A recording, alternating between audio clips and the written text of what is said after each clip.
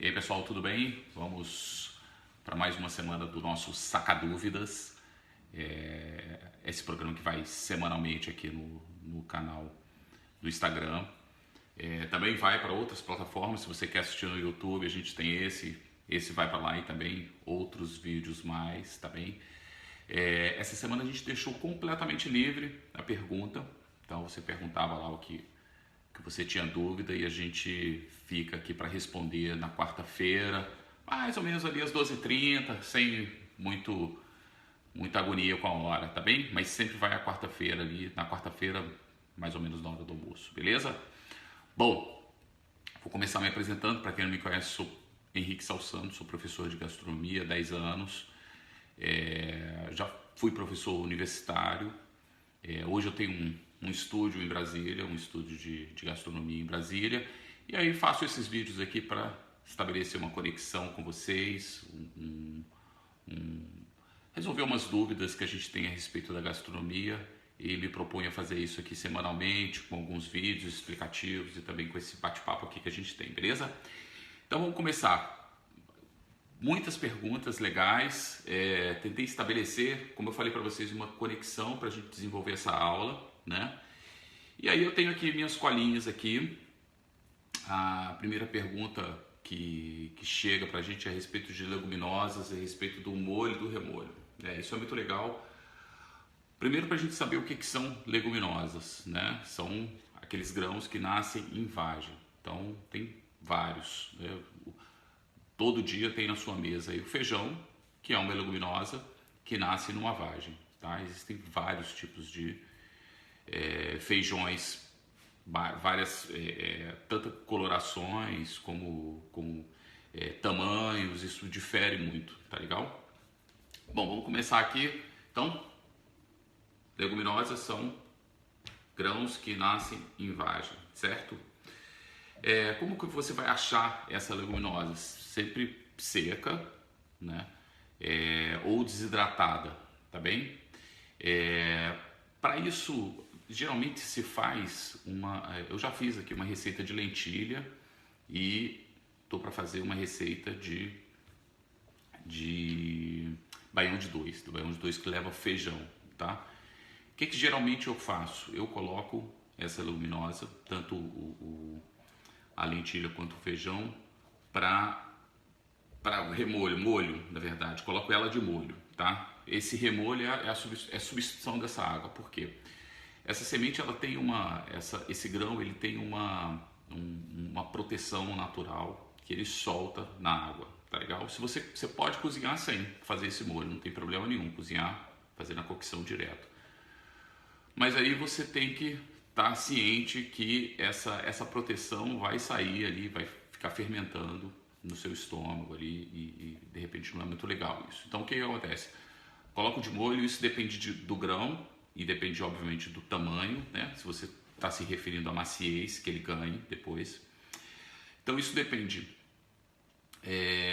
a quantidade de tempo que se faz isso depende do grão e depende do tamanho, certo? Então quando eu vou fazer feijão preto, em principal, que é bem comum no Brasil, principalmente ali no sudeste, se comer feijão preto, eu deixo mais ou menos 12 horas, tá? 12 horas na geladeira. E esse molho, né?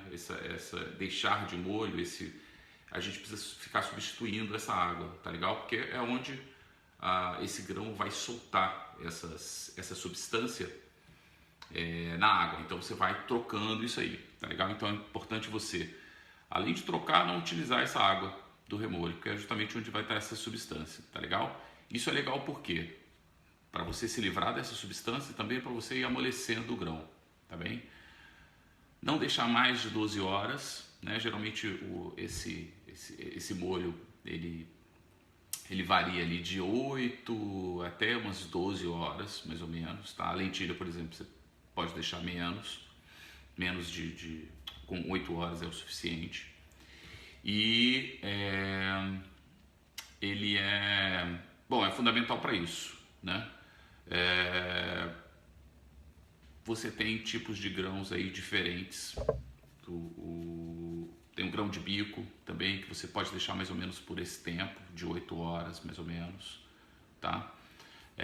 Isso já inicia um processo de amolecer esse grão, tá legal? Então, o que geralmente eu faço? Então, coloco de molho na geladeira e vou trocando isso de hora em hora para a gente poder cortar completamente essa possibilidade aí dos gases, tá? Por exemplo. Processo de cocção desses grãos, dessas leguminosas. Você pode cozinhar isso num caldo, tá? Diretamente. Ou na água, tá legal? E essa água pode ser saborizada, enfim, do jeito que você achar melhor, com alguns vegetais, algumas ervas que você goste, tá? Isso, se você deixou de remolho ali, esse tempo mais ou menos que eu tô falando, isso vai cozinhar mais rápido, então é bem legal você ter isso em mente, tá? Sim, validade, como você estava falando a respeito de como você encontra secos ou desidratados, né? Essa conservação, depois a gente volta na cocção, tá? Essa conservação ali, a validade e conservação, que é extremamente importante quando a gente está tratando de grãos por ter pouquíssima atividade de água ali, a gente acha que tem uma validade eterna, né?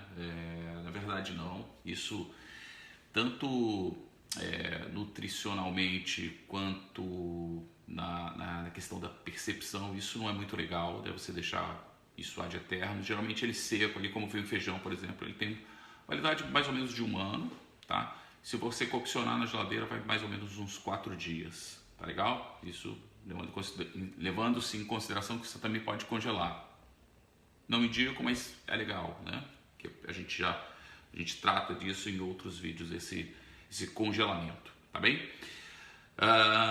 Bom, o que acontece? A gente voltando lá na cocção, eu falei para vocês que pode ser no caldo, dentro de uma água saborizada, se você quiser, né, aromatizada. O que acontece na cocção? Né? Na cocção, essas paredes celulares, elas são amolecidas, né, e fazem com que infiltre essa água, esse líquido que você está cozinhando. Por isso é legal você cozinhar em um caldo, um líquido que seja bom, que seja gostoso, né? Porque isso vai ser fundamental ali para o teu grão estar absorvendo aquele líquido que você está cozinhando, né? Então, cozinhar só na água talvez não seja muito legal.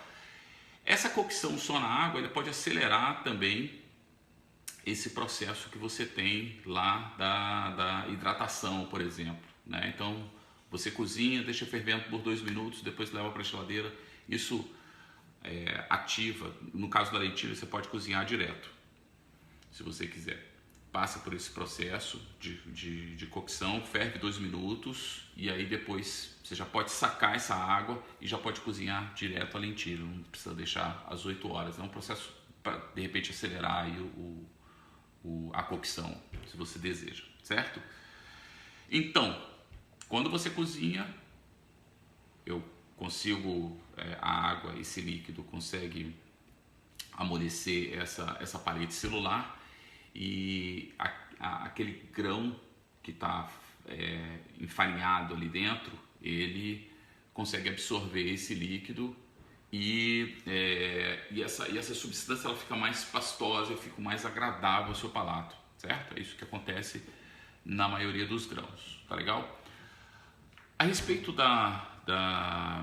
do molho e do remolho, não deixar mais de 12 horas e deixar sempre em geladeira para evitar que isso fermente, tá legal? Ele a partir dali, quando você coloca, ele já começa um processo de fermentação e isso é segurado muito pela temperatura, então por isso se coloca na geladeira. A partir de 12 horas, ele vai absorver muita água, já começa a absorver muita água e aí não vai ficar legal, porque os grãos começam a quebrar também, tá legal? Então, esses são os cuidados aí que a gente tem do molho e do remolho, que foram uma das questões aí que foi legal, porque a gente já cozinhou lentilha e vamos cozinhar feijão, então eu daqui a pouco já começo a deixar o meu feijão de molho ali na geladeira para a gente poder acelerar esse processo de cocção e evitar que essas substâncias fiquem com a gente, certo? Bom, eu o mais importante aqui as lentilhas, né? O mais importante, os mais usuais ali que eu uso mais, por exemplo, são as lentilhas e os feijões, né? As lentilhas, elas se cultivam desde há 6.000 anos atrás, são originárias do Oriente Médio, tá? Existem vários tipos de lentilha. A gente é mais comum aqui na América do Sul, uma meio esverdeada e de um tamanho médio, né? Existem vários tamanhos, né? Existem pequenas, médias e até grandes, maiores, né? É importante dizer que quanto maior, mais tempo de cocção vai ter, tá legal? Existe uma que é denominação de origem controlada, que é mais comum na França, mais comum não, é da França, a de Puy, P-U-Y. Essa lentilha só pode ser atribuída a essa região, tá? Existe de uma coloração alaranjada, que é um tipo de lentilha também, ela é bem pequenininha e ela cozinha muito rápido, né? Então esses são os diferentes tipos de lentilha. E feijão a gente tem branco, tem colorado, tem preto. Falei aqui anteriormente que o preto ele é mais mais do nosso gosto aqui. Ali da região do Sudeste come-se bastante preto. A gente também come o colorado, né? Eu, por exemplo, cresci vendo minha mãe cozinhar feijão colorado, que é aquele marronzinho que eu digo, né? Dentro da panela de pressão. Sim, a gente já vai falar de panela de pressão. Então é muito comum. Eu particularmente prefiro o preto, acho o sabor melhor, né? E todos passam por aquele processo lá de molho e remolho, tá legal? Existe o branco também, que são feitos o cassoulet lá da França. Então cada feijão aí representa, feijão preto que faz a nossa feijoada, né? Que é o ingrediente principal ali da feijoada. Então cada feijão ali tem uma característica distinta, para também ser um produto cultural e originário daquele local, né? Bom, o que mais? Coloquei aqui hidratação. Essa cocção deve ser feita no caldo e na água, que a gente já comentou, né? Não colocar sal enquanto estiver cozinhando, isso é importante também, tá? Você pode finalizar com sal depois tudo, não tem problema nenhum. Mas nunca colocar sal enquanto você estiver cozinhando, porque isso enrijece justamente essa película ali, essa membrana. Então é difícil vai demorar mais tempo e talvez seja mais difícil de absorver essa água, né? E obviamente o sabor, tá bem? Então nunca nunca salgar durante, e sim quando você estiver finalizando ali, você finaliza com sal e o tempero que você achar legal, tá bem? Tempero, sal, pimenta do reino. A gente falou aqui a respeito dessa aceleração, né? Para deixar com água ali fervendo, e depois você acaba acelerando esse molho aí, se você deixar na panela fervendo com água um pouquinho, né? Bom, falei aqui a respeito da panela de pressão. Existem algumas técnicas. Eu, para falar a verdade, eu não tenho panela de pressão e não me faz falta. Eu acho que o alimento tem uma ordem natural de se cozinhar. Não sei se você tem que acelerar isso. Obviamente que quando você fala de panela de pressão, você está falando de uma atmosfera modificada, né? Ele represa o ar ali. Quando você faz a vedação, ele represa o seu ar. Então esse vapor com ar represado, ele acaba acelerando essa cocção, tá? Chega ali a mais ou menos uns 120 graus ali, a temperatura de fervura, né? Isso obviamente com essa atmosfera modificada ali faz com que acelere a cocção, né? Eu não sei se você precisa fazer isso. Se você está falando de economia, óbvio, você está falando de gás e de eletricidade, de economia, talvez isso seja primordial, mas eu não sei se o alimento precisa dessa aceleração, né? Eu Nunca tive panela de pressão, para te falar a verdade. Depois que eu comecei a estudar gastronomia há, sei lá, uns 15 anos, eu, sei lá, aboli a panela de pressão da minha vida e não me faz falta. Quando eu vou cozinhar feijão, os meus grãos aqui, eu não uso técnicas de cocção que são distintas, mas não uso a panela de pressão para poder acelerar esse processo, tá legal? Bom, a gente falou da panela de pressão, da física do que acontece, né, na panela de pressão, dessa aceleração da cocção. Você precisa tomar em conta, se você quer usar a panela de pressão, use, não tem problema nenhum. Eu não sou contra a panela de pressão, só não uso, tá legal? Porque o alimento, respeito ali o tempo de cocção de cada alimento, tá legal? É uma questão pessoal minha. Mas se você usa a panela de pressão, é totalmente seguro, tá legal? Ela tem geralmente duas válvulas de segurança, uma central, que aí dá aquele barulho característico ali, que eu me lembro muito da minha mãe fazendo feijão de manhã. E tem uma válvula de segurança, então quando essa entope, a outra ativa, né? Quando acontece isso, você precisa desligar, tá? E nunca levar no banho frio. Você imagina, você está numa alta temperatura e você leva na água gelada, geralmente para baixar essa temperatura. Isso não é muito legal, porque isso resseca a borracha, faz empenar a tampa, uma série de coisas ali que não são muito legais, que com o tempo vão te dar problema, tá legal? Então deixa esse vapor saindo naturalmente, normalmente, tá legal? E depois abra, se essa válvula de segurança se aquela válvula central estiver entupida, tá bom? O importante é você higienizar isso muito bem, porque ela entope, né? Como qualquer válvula, ela entope, então limpe isso. Se está dando problema na central é porque ela está entupida. E principalmente não extrapole os 2/3 da panela de pressão, né? Isso pode te dar problemas, né? Como sair vapor d'água por ali, tá? Sair a água de cocção, por exemplo, por ali, tá legal? Então nunca exceda esses 2/3, porque vai te dar problema em algum momento, tá? Mas é totalmente segura usar a panela de pressão. Se você tiver esses cuidados ali, não vai te dar problema por um tempo bem largo, tá legal? Bom, a gente falou de técnica vamos começando a falar de técnica de cocção, né? Você cozinhar dentro de um líquido é uma técnica de cocção também, tá? Essa técnica que eu adoto. Outra técnica de cocção, que foi também a pergunta das pessoas que entraram lá no Instagram, é a técnica de fritura. Não exatamente, mas perguntando de um óleo, né? Bom, o óleo de dendê, em particular, ele é extraído de uma palmeira, chama o dendezeiro, chegaram aqui através dos africanos, né? E a gente tem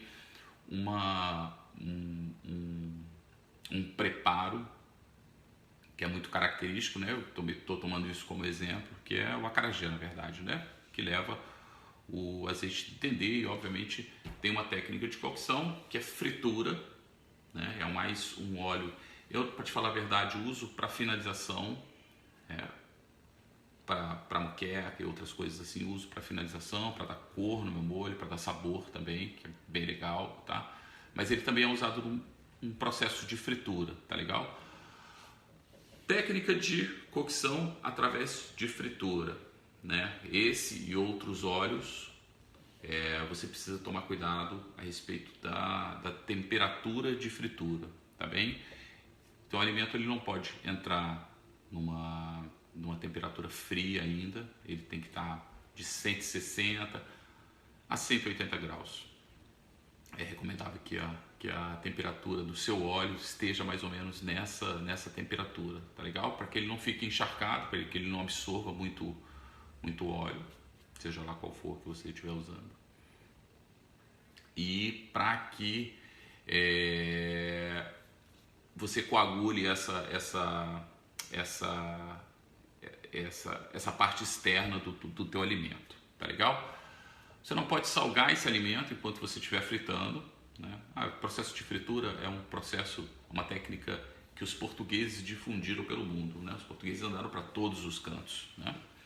E eles difundiram essa técnica de fritura para todo mundo. E aí usa-se o óleo que se tem à disposição, né? Bom, você não pode salgar, você não pode encher de alimentos, senão você baixa muito a temperatura da tua frigideira, onde você estiver fritando. Você tem que estar com uma alta temperatura, porque se isso coagule, né? Toma cuidado também com os alimentos que são congelados e você frita ali, né? Ele pode sair com uma caramelização muito legal, mas por dentro ainda congelado. Então, o que se faz?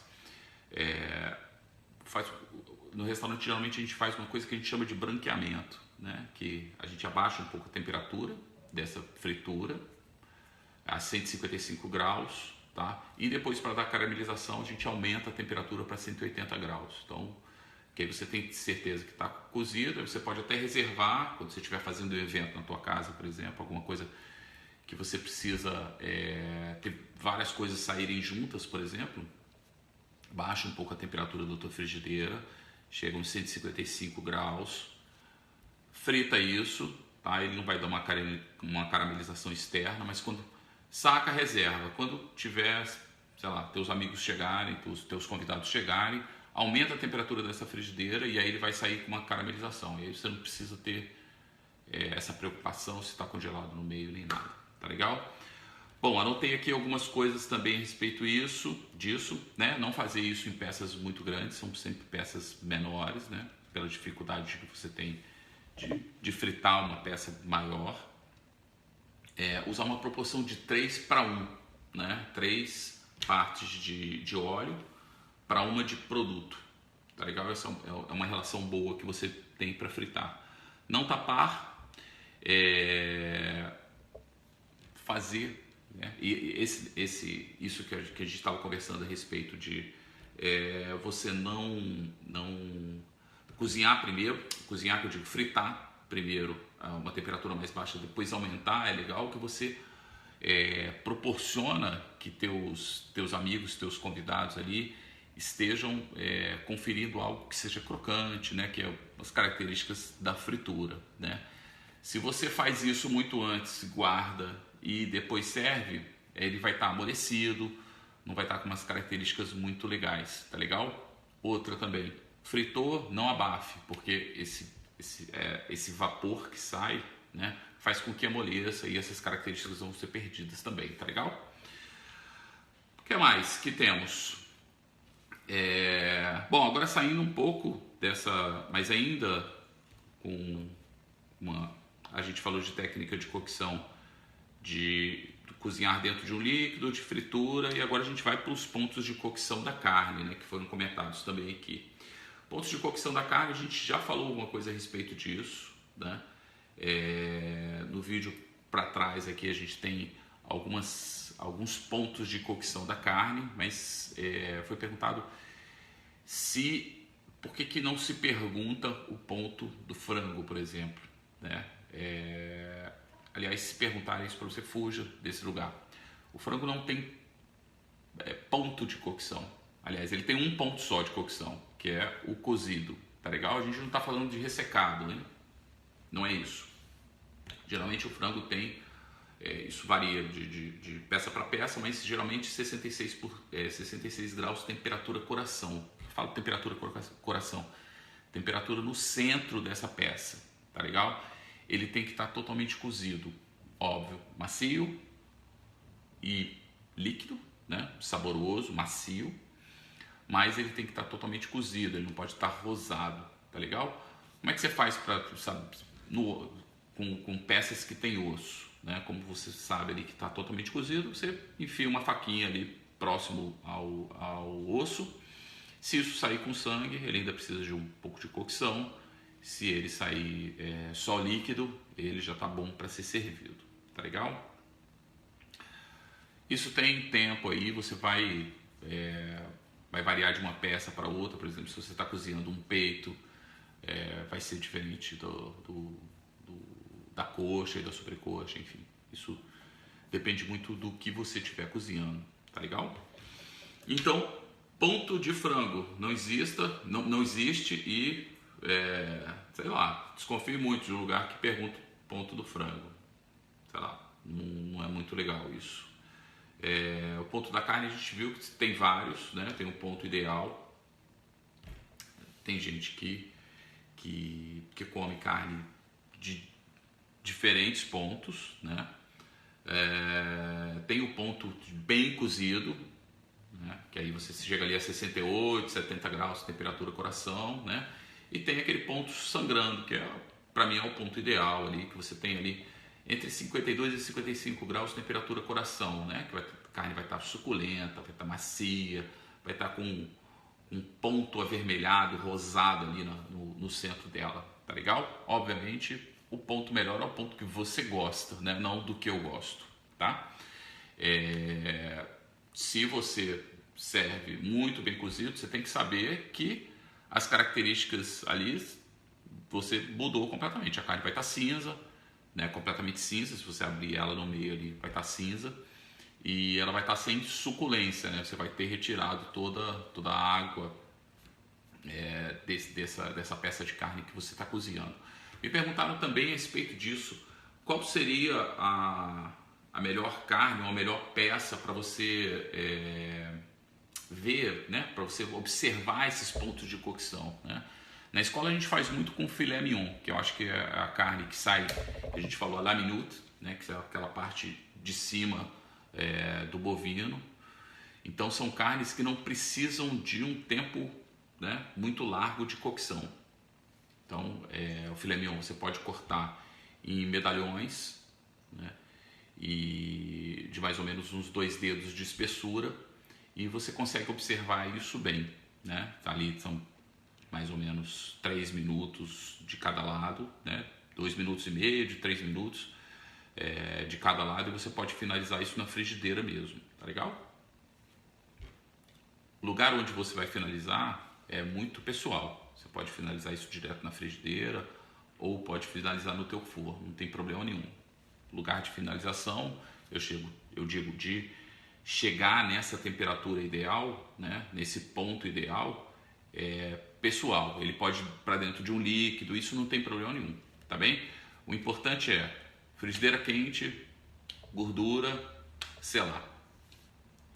O mesmo princípio da fritura. Se você enche tua frigideira lá, tanto na fritura quanto na selagem dessa carne, quanto mais você enche, mais você baixa a temperatura dessa frigideira, né? Tanto na fritura quanto nessa selagem da carne ali. O que você está querendo na selagem da carne é ganhar caramelização, ganhar cor. Se você baixa muito, você começa a cozinhar a carne e não ganha caramelização, tá bem? Então, cuidado com isso também, não encha de coisas ali tua frigideira. Quanto menos, melhor. Mais quente, melhor. Mais caramelização você vai ter. Aí depois você finaliza ali do jeito que você achar melhor, tá? Ou na frigideira mesmo, controlando ali a temperatura, né? Também precisa. Tem gente que deixa só no alto, ali vai fumaça, começa a queimar externamente e internamente a carne está completamente crua, tá bem? Então vai controlando a temperatura ali até você chegar no ponto que você quer, beleza?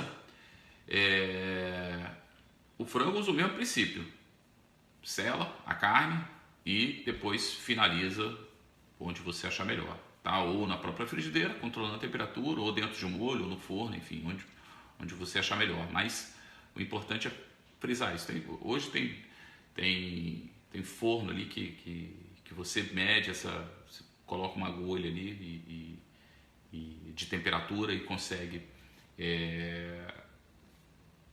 ser muito preciso nessa temperatura ali do coração, tá? Da peça, tá bem? Aí se isso é um outro assunto, a gente conversa a respeito de forno uma outra hora, certo? Então, ponto de carne, ponto de frango, técnica de cocção que a gente falou aqui, né? E me perguntaram a respeito do molho bolonhesa. Bom, molho bolonhesa eu uso patinho, né? Ou até a 100, hoje a 100 tá sendo muito usado. Vou soltar um vídeo essa semana ainda falando a respeito do A100 rapidinho, só para a gente poder ter esse material em separado, tá? Vou mostrar ali o local onde é o A100, quais são as partes do A100, o que a gente se faz com esse A100, tá? Mas aí você pode fazer Eu mostrei nos vídeos aqui para trás justamente essa divisão do bovino, né? Então, geralmente o molho bolonhesa ele está dentro de um líquido, tá? Esse cozinhado dentro de um líquido, você pode usar as carnes que são do centro ali do animal. Então, patinho é legal de você usar, o acém pode ser legal de você usar, né? Então, são carnes que vão ser amaciadas ali, vamos dizer assim, desse central ali, dessa parte central, tá bem? Que nem vão demorar muito tempo para cozinhar, nem tão pouco tempo, certo? Me perguntaram também a respeito dessa carne ali que a gente tem, como se corta, qual o melhor jeito de se cortar, se é contra a fibra, se é a favor da fibra, né? Obviamente, se você usa, a gente falou disso no vídeo de carnes lá, se você usa, se você tem uma certeza da qualidade do animal, onde ele está sendo criado, como ele é tratado, com a alimentação, como é que foi o abate, obviamente você tem um animal que foi muito bem construído, né? E obviamente você vai ter uma carne de boa qualidade. Aí você não precisa se preocupar com questões, como que é a fibra da carne, se ela é boa. A carne vai ser boa porque o animal passou por um processo que é muito legal, né? Então, para a gente resumir essa parte, né? Obviamente, se você tem uma fibra numa direção, você corta essa fibra, você está fazendo o papel do seu dente, né? Tá cortando essa fibra, né? Com a faca, tá? Então, sentido demais, assim. Eu não me preocupo com isso, me preocupo mais com uma técnica de cocção que seja adequada e com um bom produto, uma boa carne, né? Mas, se você tomar isso como referência, você faz o papel do seu dente para cortar. Então, a fibra está indo numa direção, corte ela aqui, tá bem? Acho que era isso. Bom, obrigado pela audiência, para quem chegou até aqui. Muito legal estar aqui com vocês todas as quartas. E as perguntas, a partir de hoje, são livres. Então, toda terça-feira a gente abre a caixinha lá. Se inscrevam no canal do YouTube. Sigam a gente aqui no Instagram e compartilhem nosso conteúdo, tá legal? A gente se vê na próxima. Tchau, tchau.